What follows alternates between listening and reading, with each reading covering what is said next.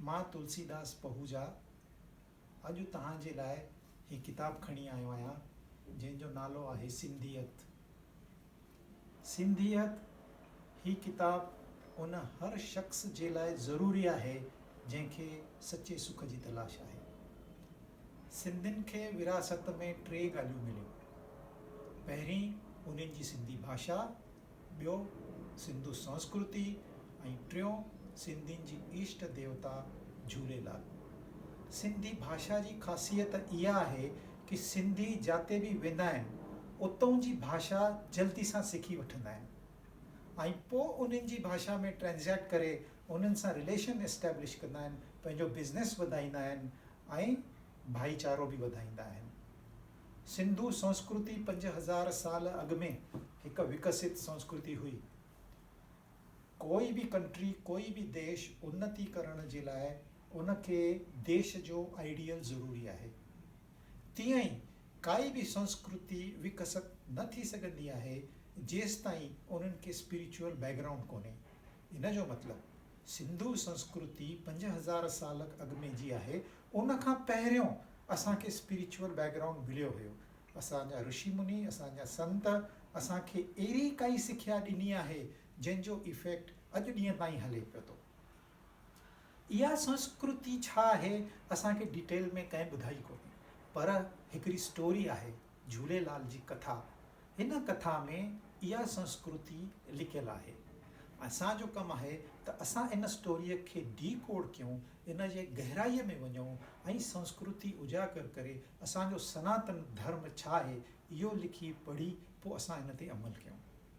त सिंधियत ही किताब झूलेलाल जी स्टोरीअ खे डीकोड करे असांजी सनातन संस्कृति मॉडर्न लैंग्वेज में प्रेज़ेंट थो करे।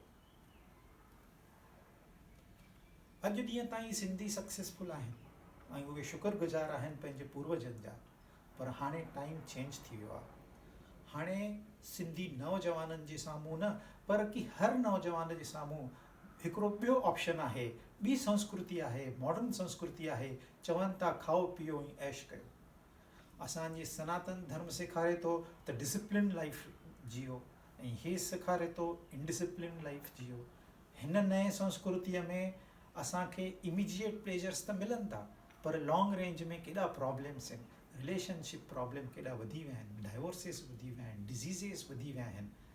पर असांजे पूर्वजनि खे इहे प्रॉब्लम्स कोन हुया, छाकाणि उहे सनातन धर्म खे पालींदा हुया। त हाणे असां ईअं काई आइडिया कयूं त असांखे मॉडर्न लिविंग जो एडवांटेज त मिले, पर असांजी मन शांती न बिगड़े।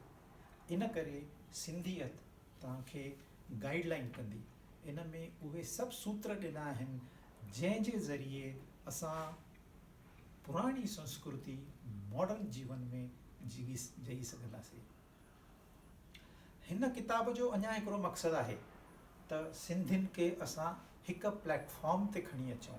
सिंधी विखरियल आहिनि, उन्हनि खे पंहिंजी स्टेट कोन्हे, पर असां वटि पंहिंजी वीचारधारा आहे, असांजी भाषा आहे, असांजी संस्कृति आहे ऐं असां वटि मॉडर्न टेक्नोलॉजी आहे।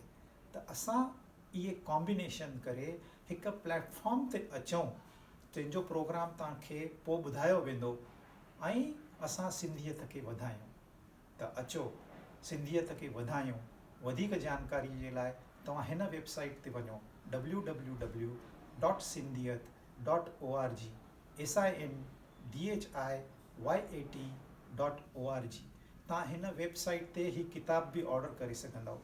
तव्हांखे रिक्वेस्ट आहे तव्हां हीअ किताब वठो, हिन खे पढ़ो, क़ीमत जाम घटि आहे ऐं इन ते वीचार कयो ऐं पंहिंजी सिंधियत वधायो। पाण बि सुखी थियो, ॿियनि खे बि सुखी कयो ऐं पंहिंजो जीवन सफल बनायो। हरिओम।